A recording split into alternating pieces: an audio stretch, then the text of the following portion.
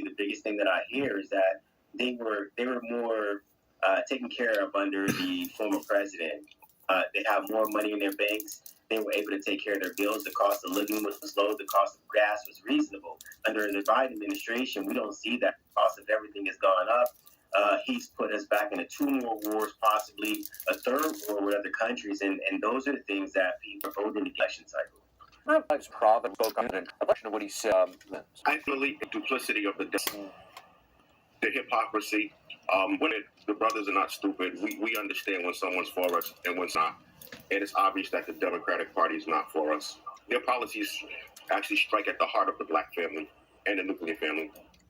Mark Fisher there, speaking about what he thinks. Do you agree with him? I do, and I spoke with Mark shortly after that interview, and he makes some very valid points. The Democrat Party has always pandered to the black community, but they severely under-delivered on the promises that they said that they were going to do. Now, when it comes to black men in America, we all know that black men are inherently conservative in nature. I think a lot of times we just want the people we elect into office or the people we elect into power to have tangible goals for the black community. And that's something that we've been missing out on for the longest time. And when you look at a president like Donald Trump, vice president like Joe Biden, Donald Trump actually had the Platinum Plan where he was willing to invest $500 billion into the black community. And you have a president like Joe Biden who said, if you don't vote for me, then you're not black. Without having anything tangible for our community. The Democrats have literally put everything over the community who they pander to the most. The illegal immigrants have came before the black community. Other countries who are at war has came before the black community. Everybody's came before the black community. And this is what we've been getting for a very long time. So when I see a Mark Fisher make the statements that he made, and when I walk into black and brown communities and I see people saying that, they're going to vote for Trump, I think, it has to be said that we saw it coming for a very long time. People just wasn't listening to the messages that we were putting out. He went on to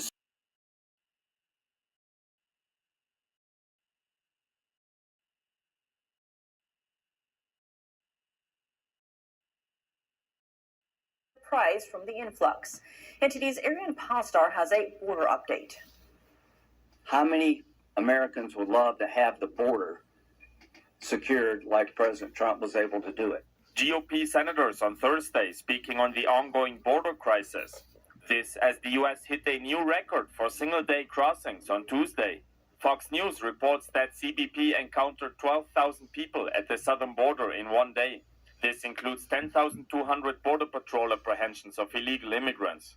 This number doesn't include any so-called gotaways who are not being registered. Overall, CBP encounters have been increasing steadily over the last few years.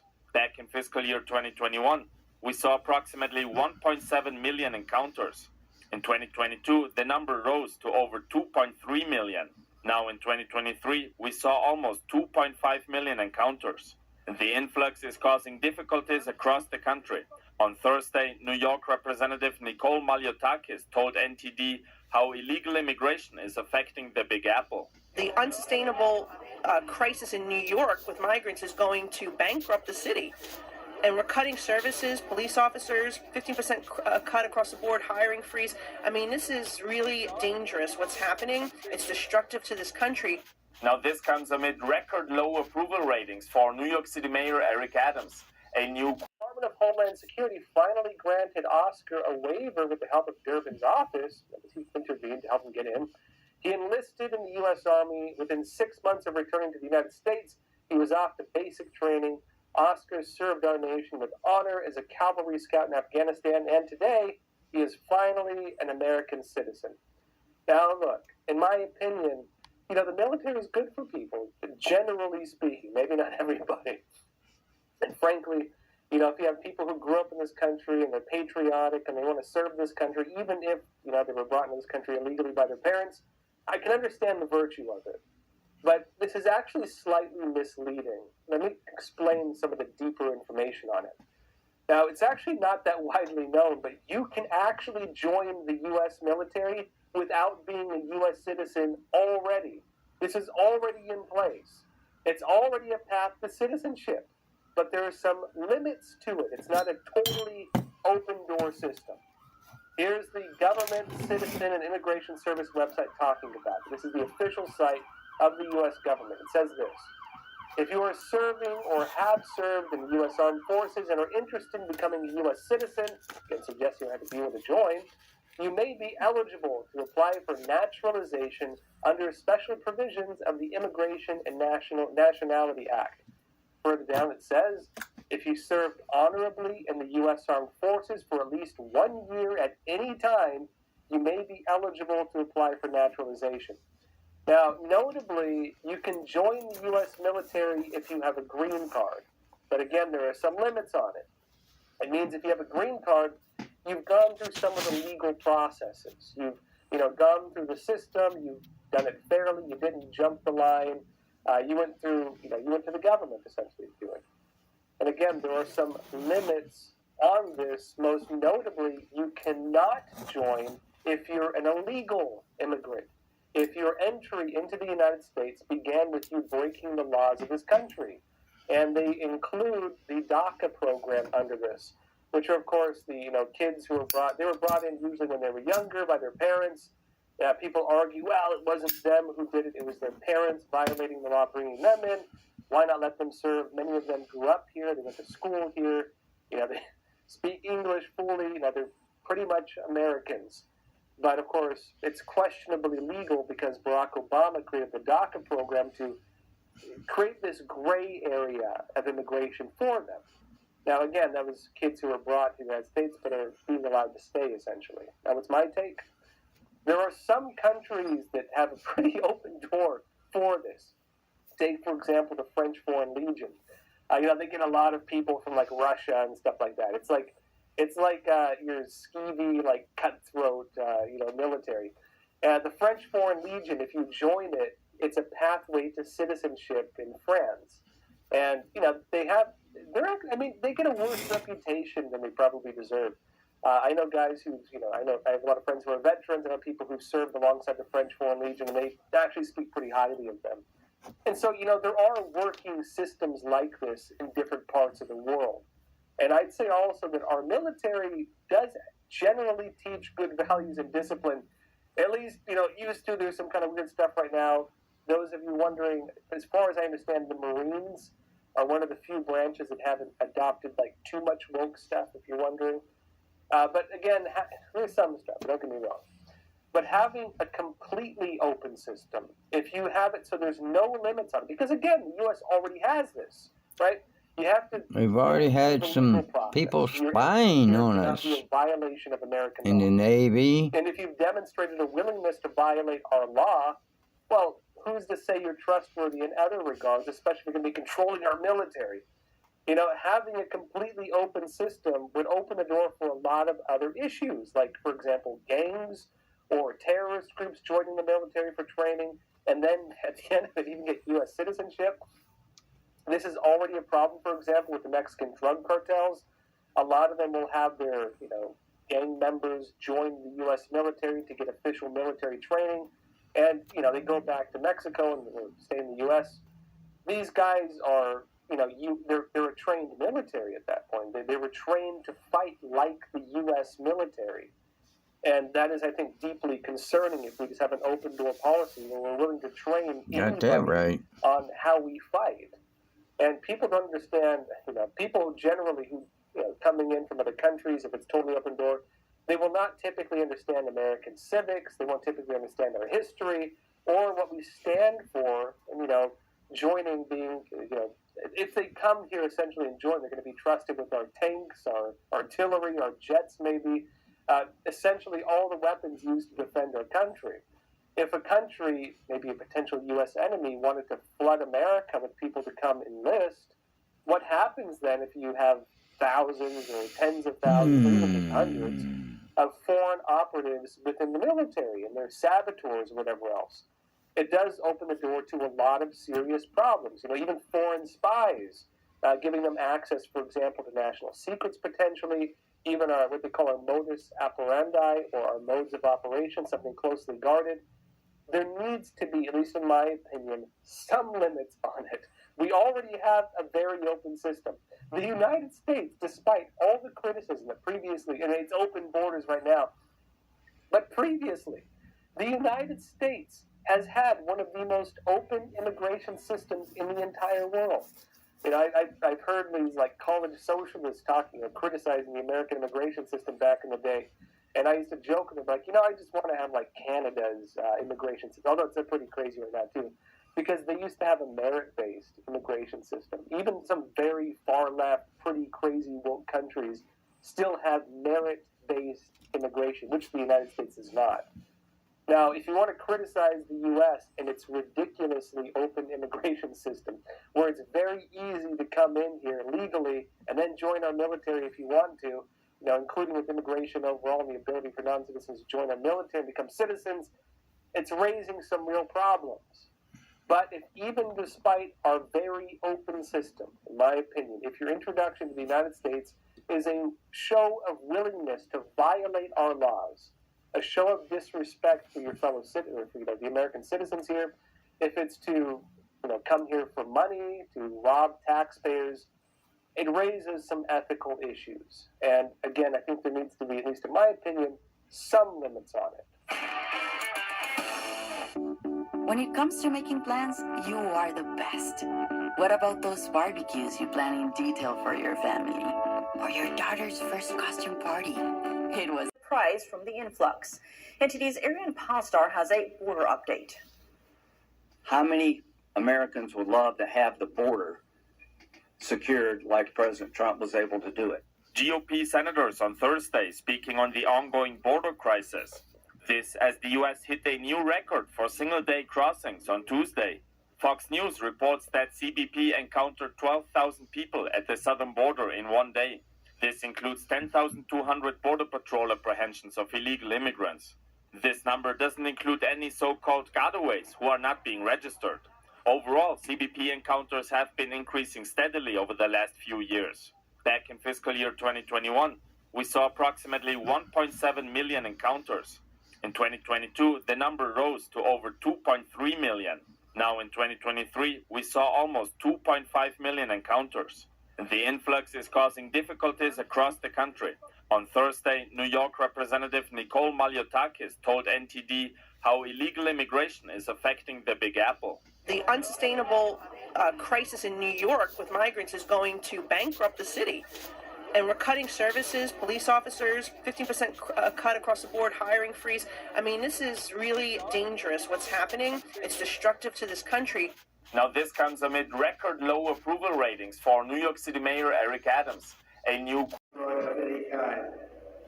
This is a highly respected man. I don't know him, but he's a expert witness, and he found no fraud whatsoever. He found no accounting fraud whatsoever. And like everyone else, he said, "What are we doing here? What are we doing here? This is a political witch hunt."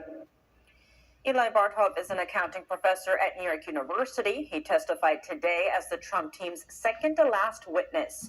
His testimony aimed to boost Trump's argument that his family business didn't manipulate the values of its holdings. Before going into the courtroom, Trump again criticized New York Attorney General Letitia James and Judge Arthur Engoron as biased against him. The former president added that his company did nothing wrong and that there were no victims in the case. Trump has appeared as a witness once already. He's expected to testify as the final witness on Monday. Earlier today, Joe Biden, I'm sure he mumbled the words as usual. He said this: "If Trump wasn't running, I'm not sure I'd be running," he said at a campaign event today. How do you react to that? Well, I think somebody gave him a talking point. They thought that would sound good. I just found out that Democrats are funding Nikki Haley's campaign. I hear that Democrats are contributing to Ron DeSantis's, or Ron DeSanctimonious, to Ron DeSantis's campaign. And then you hear the talking points. That's the only thing they're good at, cheating on elections and great talking points. They say, we want to run against Trump. They want to run. Well, we did really well in 2016, and we did so much better in 2020. The person they don't want to run against is us. It's us. It's not me. It's us. Because it's a movement, the likes of which this country, Sean, has never seen before. Minimize government surveillance abuses that resulted in rampant privacy violations. But after the 9/11 attacks in 2001, concern grew over foreign persons using U.S. technologies for radical purposes. Section 702 was eventually enacted in 2008 to permit federal agencies to use spy tools to gather information about non-U.S. citizens living abroad. Yeah, they It's were set to expire on spying on December us. 31st unless Congress reauthorizes it for the third time. Every 5 years, congressional committees can make changes to the statute through the reauthorization. The law then makes its way to the president for signature. Thursday, some members raised concerns about the FBI's abuse of the tools. The problems are primarily within the FBI, where the Bureau for many years demonstrated an unacceptable record on compliance with the standards for querying U.S. persons, a record that is well documented in audits performed by the DOJ, as well as declassified opinions from the FISC. So how does a 702 query work? The executive branch works with tech companies to get emails from court-approved email addresses. The information is computer bank, agencies using specific identifier information on targeted persons who should only be non-U.S. citizens living abroad. But the FBI has been using it for U.S. law enforcement. The House Judiciary Committee on Wednesday advanced a bill that would require all U.S. intelligence agencies to obtain a court warrant before targeting Americans. 2 days ago, Wray warned a Senate panel that placing restrictions on the FBI's use would interfere with their ability to ensure national security. Arlene Richard, TD. The Biden administration negotiations. President Biden expressed openness to compromise, but how far is he willing to go? NTD's Melina Weiskup reports from Capitol Hill. Well, it looks like we've finally gotten President Biden's attention. Republicans making their point on Wednesday, tanking a supplemental package with aid to Israel and Ukraine, insisting that Democrats compromise on border security in order to get funding for Ukraine that's now running dry. This is something that they're going to pretend like they're voting for Ukraine when they're voting for the border. President Biden, like Senate Leader Chuck Schumer, is pinning blame on Republicans for not yet finding a common ground solution, while the president still leaves the door open to compromising further. From judges to more border security. This is the leverage we need to get something serious done to protect our southwest border. Bipartisan negotiations in the Senate appear to be struggling to survive, with Senate Leader Schumer saying Republicans are simply asking for too much without being willing to compromise on changes to immigration policy. But we do know of at least one area of common ground, that is asylum reform. Border security is a tough issue, and we need to determine in a rapid fashion whether or not those who seek asylum under our law are in fact eligible for asylum. Negotiators could try to settle for a smaller package with one or two areas of common ground solutions, considering the urgency of funding Israel and Ukraine's defense. But as for now, it looks like Republicans are still trying to push the limits to see what kind of border policy changes they can get with the Democrats sitting in the White House. And in the end, the question remains, how much will Democrats be willing to accept here? And will Republicans accept anything less than a return to a Trump-era policy known as Remain in Mexico? Reporting from Capitol Hill, Melina Weiskup. Today, and the vote will take place next week. The resolution also allows the House Judiciary Committee to issue articles of impeachment. President Biden, his son Hunter, other family members, and business associates are being accused of receiving payments from foreign entities like Russia and the Chinese Communist regime. The probe so far traces payments through various shell companies. What will come out of the impeachment inquiry? Joining us now to discuss, we have Kash Patel, Senior Trump Advisor on National Security and Defense. You already said it was a bunch of Thank you so much for lies. joining us. Great to have you back on the show. Hey, great to be with you. Look forward to the conversation. Now, House Republicans have filed a resolution to formalize the impeachment inquiry into President Biden. How does this impact the process that was started under Kevin McCarthy? Well, basically, it was an informal process before, which was committees of jurisdiction investigating constitutional oversight of FBI and DOJ into matters like Hunter Biden, Joe Biden, etc. And when you formalize an impeachment inquiry, you put together staffing and you put together a budget for it, and you are saying to the members in Congress, the American public, we're going to bring it to the floor for a vote. And before all that happens, they need to formalize the evidence and start marshaling the resources together to say, hey, we got bank documents. It says Hunter Biden, paid by CCP, paid Joe Biden. We got to see the evidence. That's what's really good about this formalization. On that note, this is still an inquiry. No articles of impeachment have been introduced, not yet anyway. Subpoenas have gone out, though. To your point about evidence, what type of evidence does the House need to get to that stage? It's like any other, just pretend you're watching, Matlock or whatever, Perry Mason. They need evidence to use in court. The court is the court of public opinion for the world, and Congress, which will sit and oversee this hearing, this impeachment hearing, should it get there. And it's documents, it's witness testimony, it's audio tapes, it's videotapes, it's anything else that would be evidence in any other case.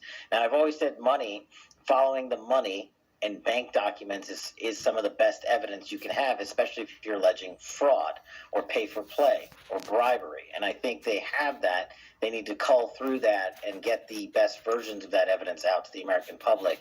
And then they actually need to enforce the subpoenas, as you said, that have been lingering and violated by FBI, by DOJ, by Biden, by the White House counsel's office, etc. Your asylum hearing. And by the way, 9 out of 10 of those are bogus, but that was the process that was working. Title 42 was working. Having an administration under President Trump that was interested in securing the border, it was all working. That changed literally on day one of the Biden administration. So, I'm a little skeptical, even if there is language that's helpful. And I'm for the strongest border policy we could possibly have. I'm a Senate sponsor of the House or the Senate version of sort of HR2. But even if you have that language, you have to have a president and executive branch that's interested in executing the law. And Joe Biden's shown no desire to do it, and Senate Democrats aren't interested in negotiating on either, evidently. I'd be remiss if I didn't ask you, yesterday, a civil rights official at the Department of Justice testifying on the Hill, Kristen Clark, she was asked about the facts around the situation with Missouri versus Biden, which you were, by the way, instrumental with when you were AG of the state of Missouri. Let me play the sound for you and get your reaction. Is any criminal investigation or prosecution of the persons responsible for that activity in the FBI, CISA, and at the White House and their co-conspirators underway in the Civil Rights Division? Congressman, I'm not familiar with this litigation, but happy to bring your question back. In your, expert opinion, is that an acceptable answer from the Assistant Attorney General of the United States? No, it's insane. It's totally insane. I mean, this was the largest censorship enterprise in the history of the United States, executed by Joe Biden with his big tech partners. We exposed it when I was AG as Missouri versus Biden. This is a huge case in front of the Supreme Court. The idea that the director of the Civil Rights Division doesn't know about these First Amendment abuses is unbelievable. But it could have just been her shaking that question off so she doesn't have to answer it. I don't really know, but it's embarrassing for her, and it's embarrassing for the Justice Department. Senator Eric Schmitt, Got really caught with appreciate you her joining us. panties down. Anytime. President